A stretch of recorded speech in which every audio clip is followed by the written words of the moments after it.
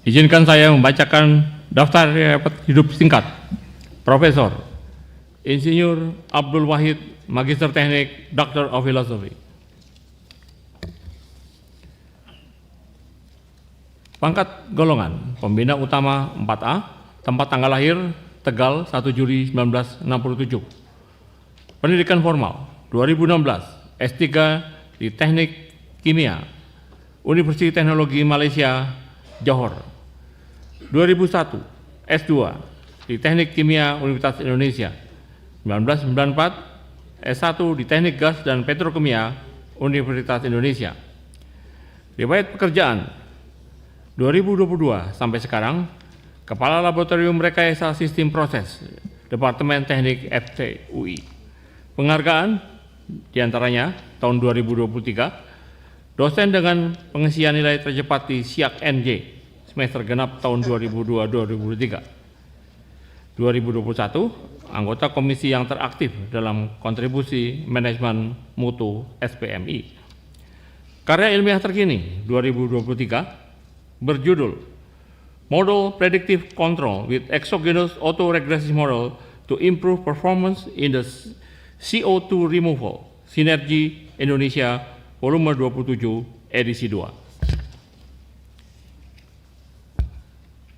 Demikianlah daftar riwayat hidup singkat Profesor Insinyur Abdul Wahid, Magister Teknik, Doctor of Philosophy, dan selanjutnya saya persilakan untuk membacakan pidato pengukuhan yang berjudul Advanced Process Control, Jembatan untuk Celah Riset Industri di Indonesia. Silakan.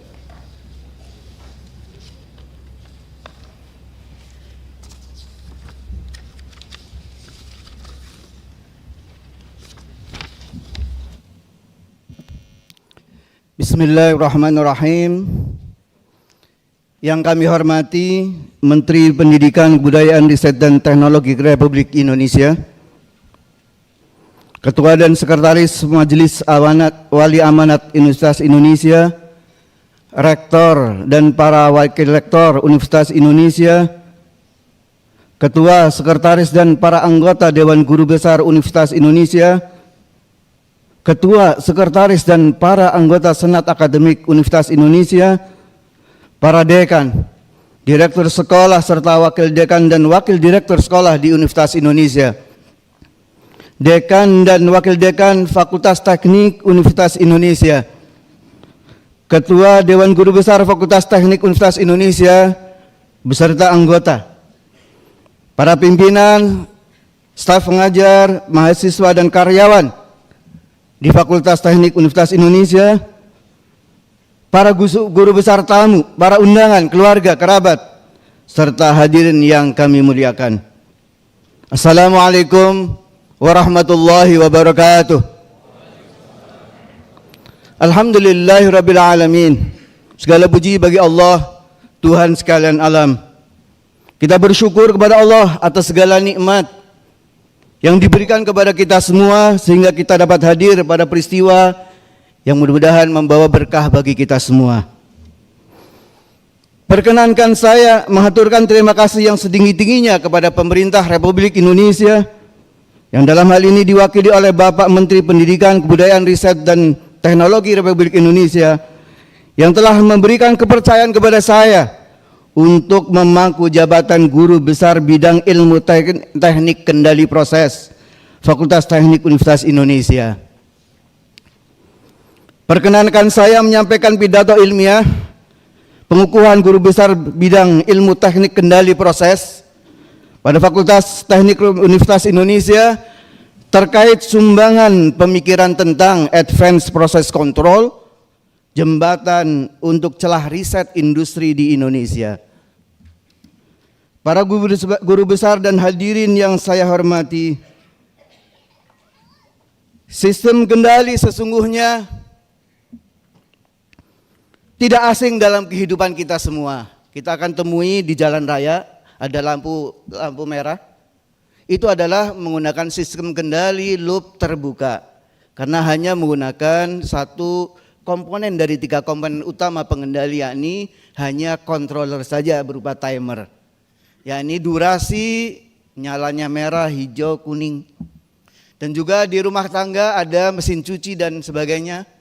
Bahkan di mainan anak-anak yang sederhana sekali hanya diputar, ada putarannya, itu adalah timer yang merupakan pengendali kapan dia maju, kapan dia menabuh, dan kapan berhenti.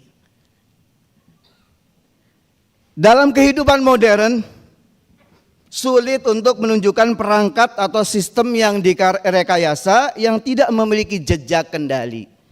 Bahkan jika jejak itu mungkin tersembunyi dari pengamat biasa. Di dalam diri kita sendiri juga dilengkapi oleh 3 komponen utama pengendali. Yakni di dalam sistem namanya self control, kendali diri. Seperti ditunjukkan pada gambar berikut. Saat kita tertimpa bencana, kita biasanya barangkali di antara kita ada yang langsung tidak terima. Bahkan mungkin putus asa. Maka itu gambarannya adalah gambaran orang yang tidak terkendali atau jenis hasil pengendalinya adalah nafsu ammarah. Jadi dia tidak terkendali.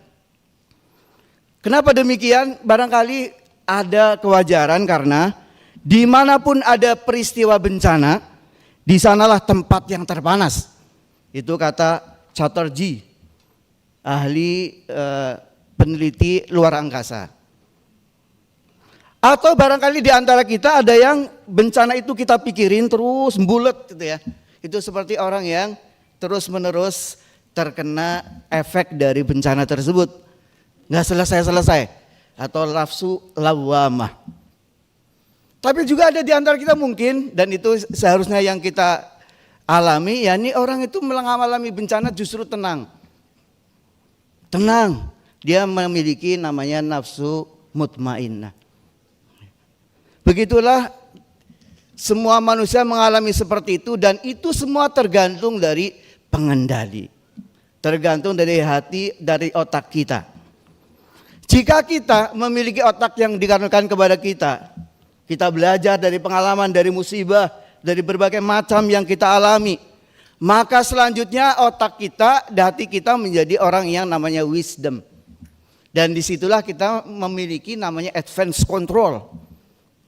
Jadi self control kita menjadi kontrol yang maju, kontrol yang lanjut.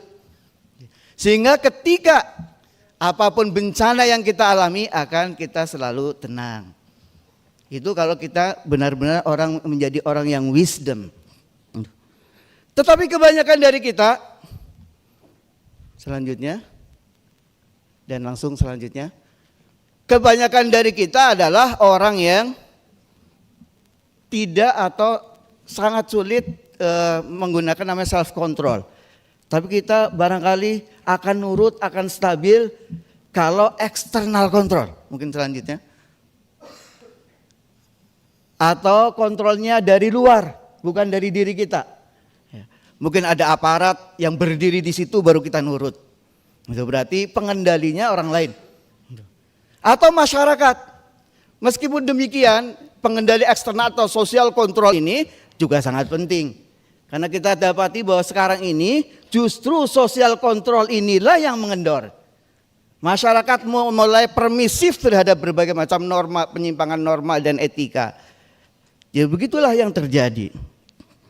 Oleh karena itu barangkali dari diri kita tentu akan menguatkan sisi self control dan juga eksternal atau social control. Para guru besar dan hadirin yang saya hormati, bagaimana dengan sistem dikendali proses? Mungkin tabel ini ringkasan dari apa yang menjadi isu utama di dalam pengendalian. Saya tidak akan menyebutkan satu persatu, saya hanya konsentrasi pada bagian objektif. Selanjutnya, ada 7 objektif pengendalian atau semua desain kendali itu ya ini tujuannya. Ada, kalau Yokogawa menyebutkan ada 6 yang disebut dengan simple. Di situ ada safety, impact, management, profit, longevity, dan equipment. Kemudian kalau kita kaitkan perkembangan yang ada dengan revolusi big data, data besar, yang saat ini terjadi pada seluruh sains, teknologi, dan juga masyarakat, akan menantang pemikiran tentang peran data dalam kendali otomatis dan memotivasi penelitian intensif ke arah ini. Ini barangkali penelitian yang akan datang atau mendatang itu di dalam kendali, khususnya kendali proses adalah kaitannya dengan big data. Karena itu penggunaan advanced control atau advanced process control APC seperti contohnya adalah model predictive control MPC menjadi pilihan terbaik untuk menjawab tantangan seperti ini. Karena itu di dalam pidato ini saya mengusulkan APC sebagai jembatan celah riset industri terkait kendali proses. Sedikit gambaran tentang MPC. Jadi MPC sendiri disebut sebagai the crown jewels, permata mahkota teori kendali. Karena mampu mengembangkan APC multivariat atau disebut dengan MIMO, multi input, multi output. Mungkin selanjutnya gambarannya seperti ini. Nah, kalau yang sebelah kiri anak kecil naik sepeda roda satu itu adalah single control, misalnya menggunakan PID. Tapi yang sebelah kanan, coba dijalankan. Nah, di sebelah kanan itu orang menggunakan juggling dengan sepeda di atas sepeda roda satu. Itu adalah multiple control atau multivariable control, 3x3. Sedangkan orang yang main hula hoop, sengaja saya kecilin karena mungkin kurang pantas gambarnya. Memainkan 4 variabel sekaligus satu orang. Itulah gambaran MPC. Jadi MPC satu kontrol bisa mengendalikan 4, 3, bahkan sampai 5, 6. Jadi kalau yang single control, misalnya PID, hanya kalau ada 6 yang dikontrol, berarti 6 controller, 6 sistem kontrol. Sedangkan kalau MPC satu saja. Dan ternyata gambarannya ada, manusia pun seperti itu. Memang harus terlatih dengan baik. Meskipun begitu, tentu pengendali konvensional seperti PID, proportional integral derivatives juga perkembangannya sangat pesat.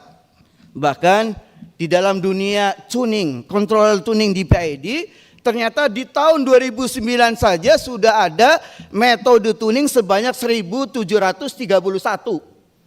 Jadi tinggal memilih yang mana saja industri untuk menggunakan itu. Ya. Tapi kenyataannya apa? Di industri dari ribuan loop kendali di ratusan pabrik, ditemukan bahwa lebih dari 30%-nya menggunakan mode manual. Dan 85% dari yang mode otomatis ternyata kinerja kendalinya buruk. Bahkan ditemui bahwa 25%-nya itu menggunakan setelan yang dari pabrik, default pabrik, belum pernah di retuning sama sekali, disetel sama sekali. Ini kenyataan yang ada. Oleh karena itu maka penting di dalam industri itu untuk melakukan retuning. Dan yang bisa melakukan itu adalah para alumni teknik kimia.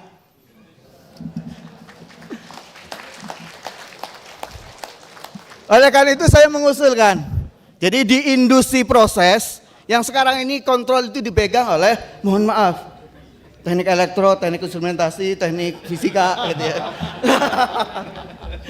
Nah, saya mengusulkan bahwa khusus untuk industri proses, kontrolnya dipegang oleh proses control engineers, yang itu adalah alumni teknik kimia. Para guru besar dan hadirin yang saya hormati, memang ada semacam konsensus bahwa praktisi kendali di industri dan komunitas riset akademis kurang terlibat satu sama lain. Putus hubungan terjadi tidak hanya dalam penelitian, tetapi juga dalam pendidikan. Sebagian besar mahasiswa teknik tidak berspesialisasi dalam ilmu kendali dan hanya dapat mengambil satu mata kuliah saja. Alhamdulillah, nih kehebatan teknik kimia UI. Itu ada 2 mata kuliah yang membahas tentang kendali proses. Pertama mata kuliah namanya pengendalian proses yang dipelopori oleh Bapak Profesor Muhammad Sudibandrio. Itu adalah pelopor dari pengajaran pengendalian proses. Kemudian ada namanya mata kuliah simulasi proses kimia dinamik. Dan saya kira ini adalah satu-satunya di Indonesia yang menggunakan simulasi proses kimia dinamik di kelas, bukan dalam penelitian. Juga ada perbedaan yang tajam dalam memandang prioritas utama dalam pembelajaran. Jadi survei yang dilakukan ternyata responden akademisi prioritas utamanya adalah laboratorium software. Nah, karena begitu di kita begitu, sehari-harinya bergelut dengan software, nggak jauh. Tetapi responden dari industri ternyata prioritasnya adalah kendali dan pemodelan optimal data nyata. Karena memang mereka bergelut sehari-harinya dengan data, ribuan data, mungkin jutaan data terakumulasi dari sebuah pabrik. Kalau itu dari beberapa pabrik, berapa data, itulah namanya big data di dalam industri proses. Karena itu kedua kelompok pemangku kepentingan memiliki peran untuk mengatasi kesenjangan ini. Harus ada komunikasi timbal balik atau siklus transfer pengetahuan dan teknologi. Jadi riset akademis mentransfer algoritma baru yang ditemukan kepada industri, sedangkan industri mentransfer data perkembangan industri kepada riset akademik. Dalam hal ini Departemen Teknik Kimia FTUI pernah melakukan sebagian langkah ini. Selanjutnya, ini salah satu contoh yang pernah kami lakukan, yakni di CO2 removal Subang bersama Profesor Dr. Slamet. Kita mengerjakan proyek tentang ini di dalam optimisasi proses. Kemudian kami lanjutkan, saya dan bimbingan saya, untuk melakukan yang pertama retuning. Ternyata hasilnya sangat memuaskan. Dan kemudian yang kedua kita ganti dengan MPC single, dan yang ketiga kita mengganti dengan MPC multivariable. Dan hasilnya sangat memuaskan. Ini salah satu contoh, dan banyak contoh bagaimana penerapan EPC ini, Advanced Process Control ini, di dalam industri. Barangkali itu yang bisa saya sampaikan. Selanjutnya kita sampai kepada acara inti kita, yakni ucapan terima kasih.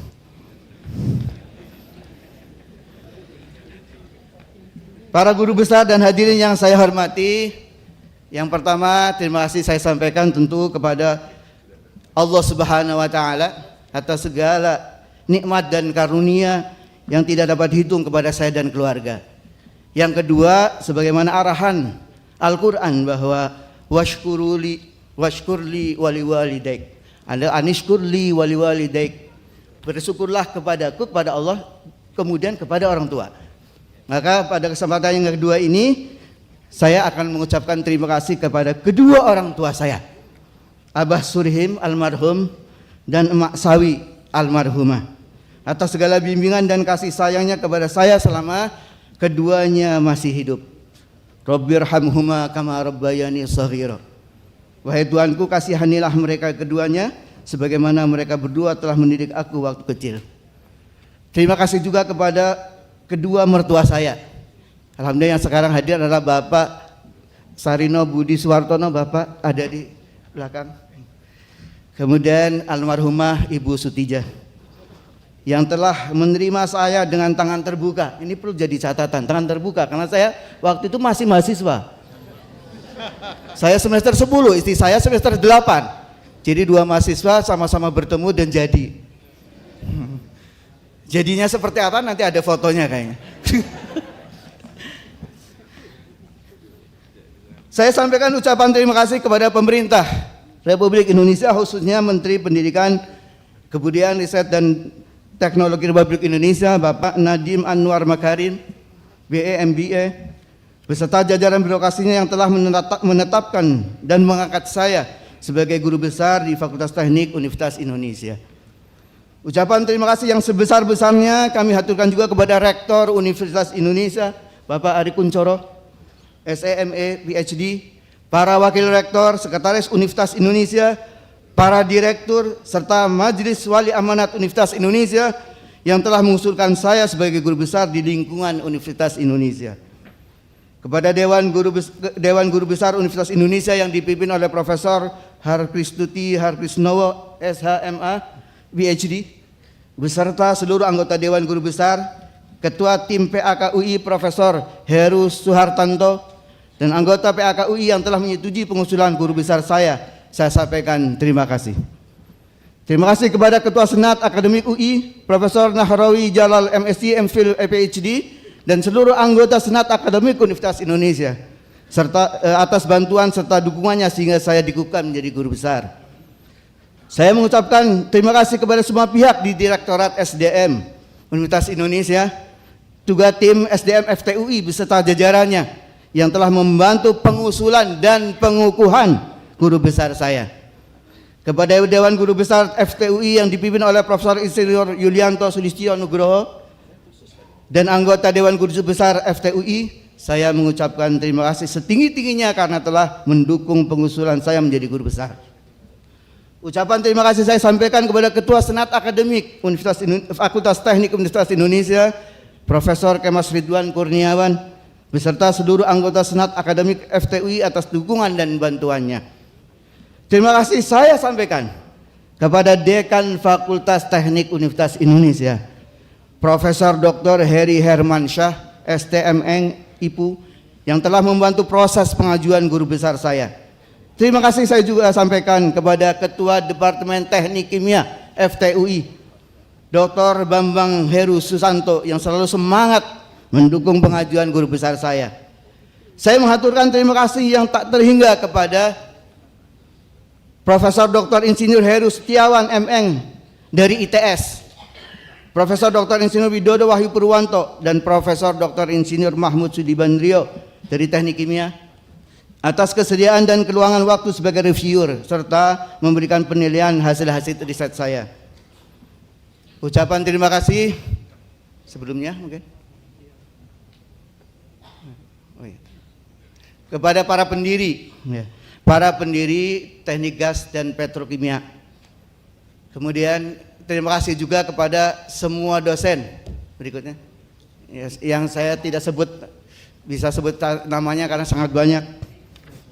Juga kepada pembimbing, nah ini alhamdulillah ada nih, pembimbing S1 dan S2 saya, Profesor Dr. Insinyur Andi Nur Saman Someng,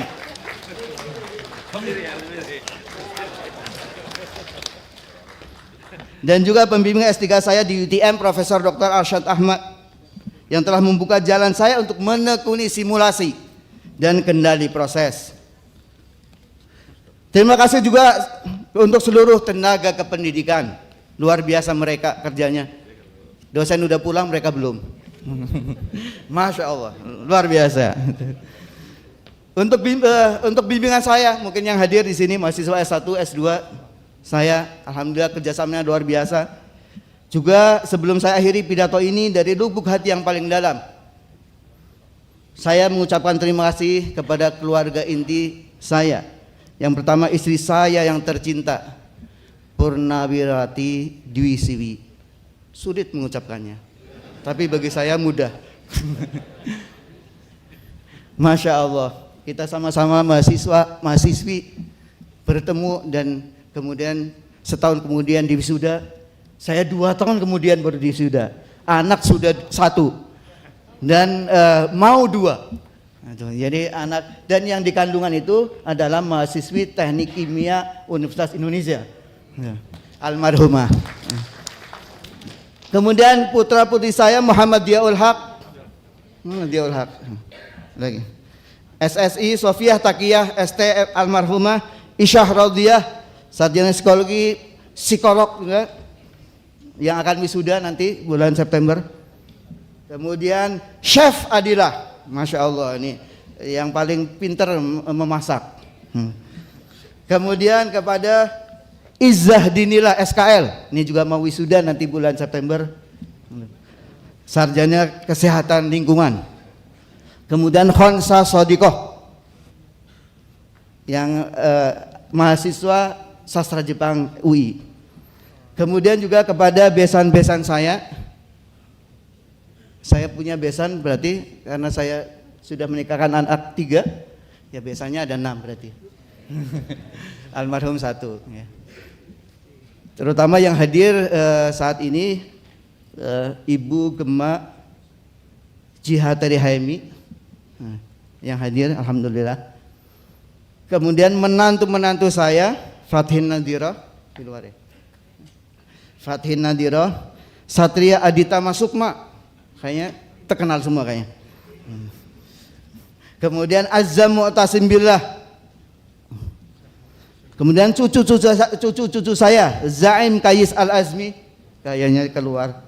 Arzan Kazayyan Sukma, di luar juga katanya. Dan Aira Mitabillah. Nah ini calon-calon mahasiswa UI.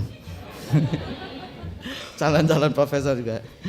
Terima kasih saya sampaikan kepada kakak dan adik kandung saya, Kharidah, Sohifah dan Solihun yang hadir di sini. Ibu Kharidah dan Ibu Sohifah, adik kandung saya. Kemudian juga kakak adik ipar saya ini berhalangan hadir, serta keponakan-keponakan saya yang jumlahnya sangat banyak gitu ya, yang dari Tegal maupun dari Jakarta.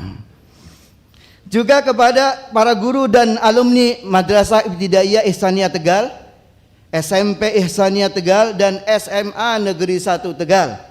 Juga alumni alumni SMA 1 Tegal, terutama yang Profesor Irfan. Profesor Irfan satu alumni dengan saya. Kemudian Ketua Jakwir 87. Jakwir artinya teman, itu bahasa Tegal ya. Bahasa Tegalnya teman itu Jakwir. Ini ada ketuanya di sini, Jakwir 87 itu di belakang. Juga kepada alumni TGP FTUI khususnya angkatan 87. Nah, sendiri ada Bang Moren. UTM, alumni UTM Johor Malaysia. Banyak di sini, ada Profesor Andi, Profesor Sutrasno, Bu kayaknya tadi ada yang dari UTM. Kemudian terima kasih juga kepada semua yang aktif dalam pengabdian masyarakat. Bersama saya yakni Kepala dan Staf UPPM DTK FTUI, Ketua dan Pengurus Yayasan Biman, Bina Pemuda Nusantara, Keluarga Besar IKMI Johor Malaysia, Pengurus KSPM Bojonggede, Ketua dan Warga RW 08 Desa Waringin Jaya Bojonggede, Ketua DKM dan Jamaah Masjid dan Musola di lingkungan perumahan Gaya Waringin Elok. Monggo. Ya. Semoga kita semua makin bermanfaat bagi yang lain. Izinkanlah saya mengutip sebuah pepatah Arab, Nihayatus Syekh Bidayatul Tilmid. Akhir pencapaian seorang profesor adalah awal ia menjadi murid kembali. Ya Allah, berilah manfaat kepada kami dari ilmu yang Engkau ajarkan kepada kami. Ajarkanlah kepada kami ilmu yang akan memberi manfaat kepada kami. Tambahkanlah kami ilmu. Segala puji bagi Allah dalam segala hal, dan kami berlindung dari keadaan ahli neraka. Amin ya rabbal alamin. Wassalamualaikum warahmatullahi wabarakatuh.